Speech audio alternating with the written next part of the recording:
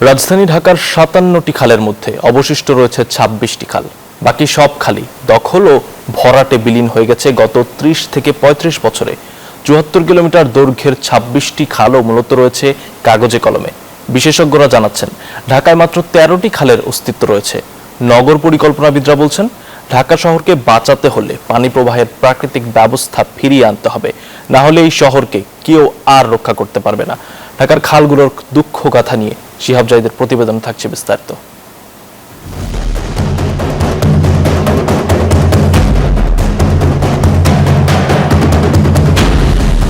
চারপাশে নদী, মাঝখানের ভূমিতে জালের মতো বিছিয়ে আছে আঁকাবাঁকা খাল, বিল, ঝিল। একসময় এই ছিল রাজধানী ঢাকা। জেলা প্রশাসনের হিসেবে ৫৭টি খালের মধ্যে অন্তত ২৬টি খাল টিকে আছে নানা ক্ষতবুকে নিয়ে।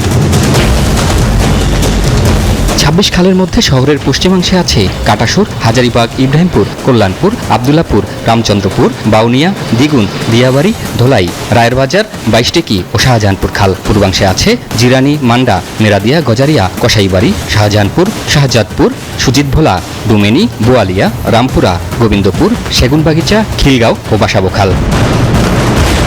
একটি হারানো বিজ্ঞপ্তি, খুঁজে পাওয়া যাচ্ছে না একসময়ের ধানমন্ডি খাল। গুগল মানচিত্রে আছে কিন্তু বাস্তবে নেই। এখন পান্থপথ বক্স কালভার্ট রোড। এই যে সোনারগাঁ পিছন দিয়া এদিক দিয়ে যে পার্কের মাঝখান দিয়ে সোজা এই বরাবর এটা খাল ছিল। বাড্ডার দিকে যাইতো, নৌকা যাইতো আইতো। অনেক বড় খাল ছিল, উপরে বাঁশের চার ছিল।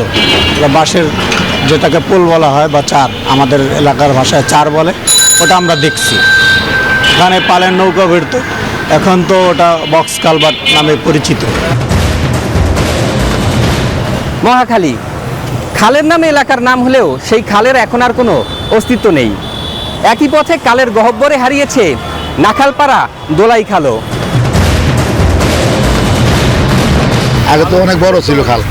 আগে এই টাঙ্গাইল বাসনের যাত্রা চলতো, আগে পিছিয়ে খাল ছিল, আমরা দেখছি। ওই যে পাগলার পোলের ওইখান থেকে একটা খাল এই পর্যন্ত আইয়া ওই যে পাগলার পোলের তলটা এমে যাইতো। বিশ্লেষকরা বলছেন, ঢাকা শহরকে বাঁচাতে হলে পানি প্রবাহের প্রাকৃতিক ব্যবস্থাকে ফিরিয়ে আনতে হবে, না হলে এই শহরকে কেউ আর রক্ষা করতে পারবে না। নগরায়নের যে গতি, সেই ক্ষেত্রে আমাদের এই আর্টিফিশিয়াল সিস্টেমগুলো আমাদেরকে ভালো সুফল দিচ্ছে না। সমস্যাটা ছিল কনসেপ্টে, এবং সেই অনুযায়ী বাস্তবায়নের কারণে আমরা আজকে ভোগান্তিতে পড়েছি। এটি করার জন্য সমন্বিত এবং অংশীদারিত্ব কার্যক্রম হাতে নিতে হবে। স্টেক হোল্ডার ম্যাপিং করতে হবে প্রত্যেকটা খালের জন্য। সরকারকে সেই মনোভাব দেখাতে হবে যেমনটি হাতিরঝিলে বিজিএমই বিল্ডিং ভাঙার জন্য দেখানো হয়েছিল।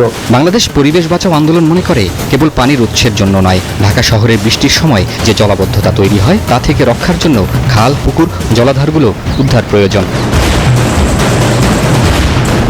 শিহাব জাহিদ, নিউজ 24, ঢাকা।